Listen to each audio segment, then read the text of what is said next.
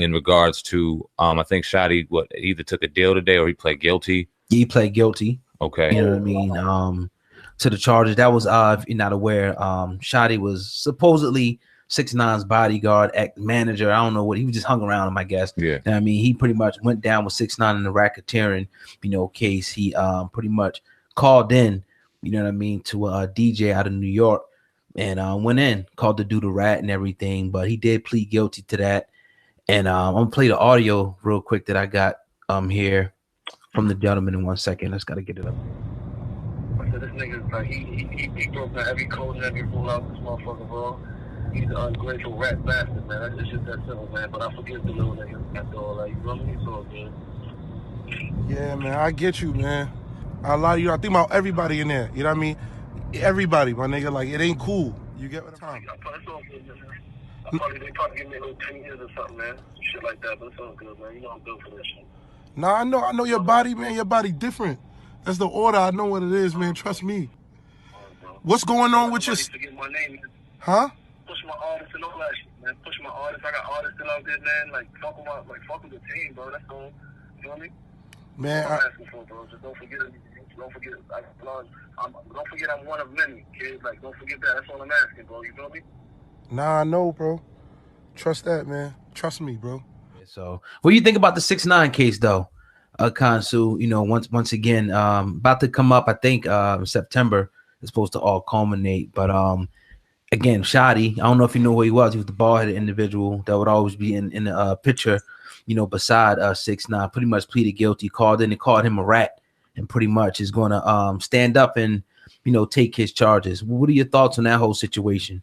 Yeah, I look at it as an unfortunate one. It's a young kid. I'm not going to call him a victim, but he's a victim of circumstance that, kind of underestimated what the endings of that kind of lifestyle. I mean, most of those people end up dead or in jail, and there's no positive things that normally come out of that. I think that, 6ix9ine kind of underestimated the people he was around, and now it's going to change him forever. I do expect, and I said this a while back on the podcast before, I think 6ix9ine is going to walk out of that. I don't think he's going to do much time outside the time he's already served. It's going to be looked at as time served. The information that he gave up will equate to him getting out. And it's going to be interesting because him getting out is going to be interesting how they play that angle. It's going to be very hard to protect that guy.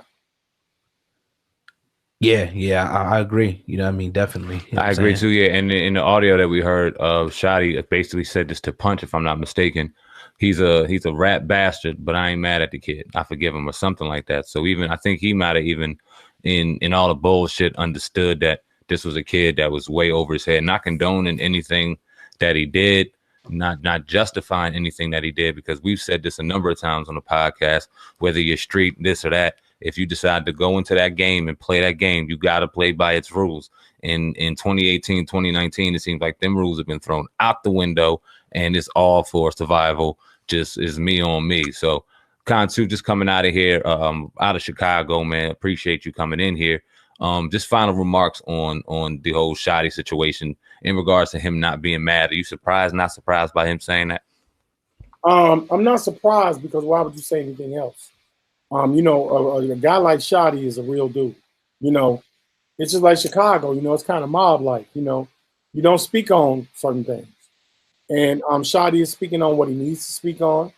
Obviously, he's not going to put himself in any other situation other than owning up to what he's guilty of, and that's what he's doing. But by all means, I would not take what he's saying for face value, saying he's not mad at him. If you face him 40 years to life, hell yeah, you mad at him. Come on, man. Yeah. Come on, man. I mean, and you guys broke bread together on a high level. 6ix9ine was about to pierce that level where he was going to make some serious money.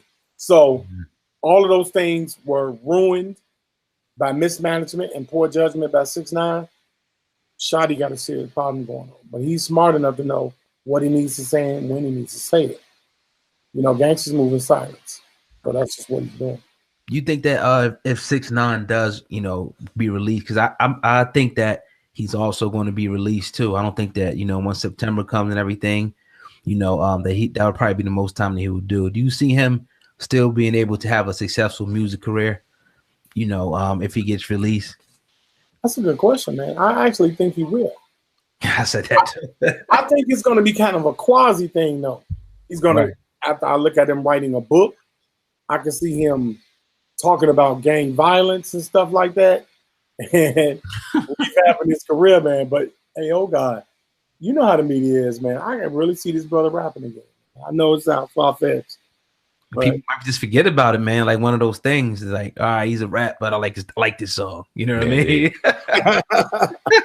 Consu, being a brother from Chicago, man, let me kind of switch gears real quick while we got you on. You know that brother that's going money. You know what I mean? So we talked about it when we got together. We like, yo, we really like to ask him some questions, about real estate investing on the smallest level, to the highest level, on the program, just to help people out who are thinking about investing or that may be investing now that want to take it to another level. I think it's good information to give out to the people because you don't see a lot of platforms that cover this type of information. So I was like, man, let's get Consu on and talk about that today. So yeah, Consu, I mean, today, man, real estate, man, I didn't even know you was into this, man. So it kind of, what I'm saying, I was like, wow, man, we're just smiling at each other when we knew that. But could you talk about that a little bit today, bro? Oh yeah, definitely, man. I own a real estate wholesaling company by the name of Assurance Enterprises, LLC, and we deal in real estate wholesaling. Now, that is not necessarily a new practice. It's been around for quite a while, and it deals with the ability to garnish a contract. So basically, real estate wholesaling occurs when a party, which is the wholesaler, like me or you, contracts with a home seller and markets the home to potential buyers and then assigns the contract to one of them. So the wholesaler makes a profit, which is the difference between the captured price with the seller and the amount paid by the buyer. So the goal in real estate wholesaling is to sell the home before the contract with the original homeowner closes. So let me give you an example. Okay, let me give you an example of that. Let's say I have a motivated seller. Most of the time I look for homes that are either they have a tax problem, it may be an absentee owner, foreclosure, things of that nature. They may be selling the house that's valued ARV, which is after repairs, it may be valued at $100,000. But because of the situation that they're in and the home may need rehabbing, I probably can sell the house at about $50,000. So it's my responsibility to go to the seller, create a contract agreement between them and I that I give in 30 to 45 days, I will purchase the house or I will get someone to buy the house. Once I secure the contract, I then, if it's $50,000, I usually try to negotiate below market value because I know that once the house is rehabbed, there's going to be equity in the house. I hope I'm making sense there. So if the house is ARV at $100,000, but they're selling it for $50,000, I'm probably going to offer them $30,000 to $25,000. Understood? Everybody get that? Because I want to be able to create equity and space to make money. Then, as a real estate investor comes to invest in this property, I'll sell the property at a higher value. I'll sell it at $50,000 to $70,000 because then it'll be equity left at ARV. So we'll estimate the repair values and the ARV that will give me my markup. And generally speaking, the average wholesaler makes anywhere from $5,000 to almost $100,000 a deal, depending upon how the deal is structured. It's a lot more details to it, but we'd be on here for a few hours. I don't have. But I want to give a general understanding that wholesale real estate is all about contract assignment. And you don't need money or credit to do it because you're negotiating a deal between the buyer and the seller, and you get paid to do that. How will somebody get started, with that? Because you say you have to negotiate the deal between the buyer and the seller. How does one, just walk us through it? Me and saying, man, or you see a property, somewhere and it's, worth $30,000. how we go about obtaining that property without credit or money? What will be the first step? Well, the first step, this is an at cost. You have certain websites like List Source that offers a bevy of lists to particular types of homes based on the information and data you put in. But you can literally drive around for dollars, meaning you drive in those neighborhoods. You look for houses that look abandoned, houses that don't have curtains in them. You can look straight through the house. The lawn isn't taken care of. There's a lot of mail in front of the house that lets you know that I might be an absentee owner, or someone that owns the house may not live there, or may be distressed. That gives you a prime indicator that that's somebody that you want to skip trace. And then you want to skip trace them, find out who owns the home, find out the mailing address, and contact them and reach out to them and make them an offer.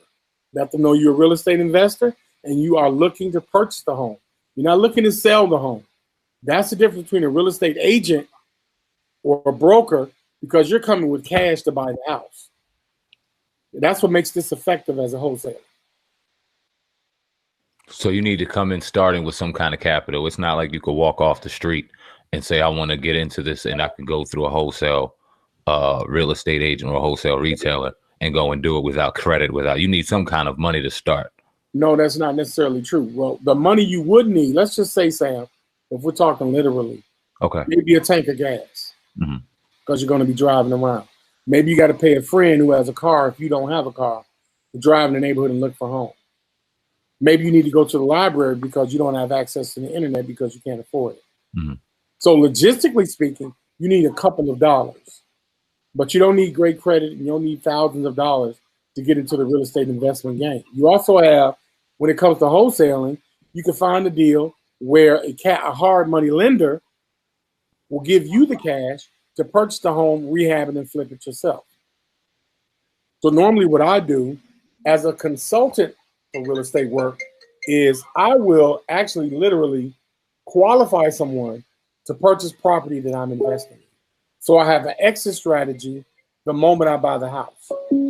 Because when you have an MLS system and things of that nature, normally property stays on the MLS on an average of 6 to 10 months.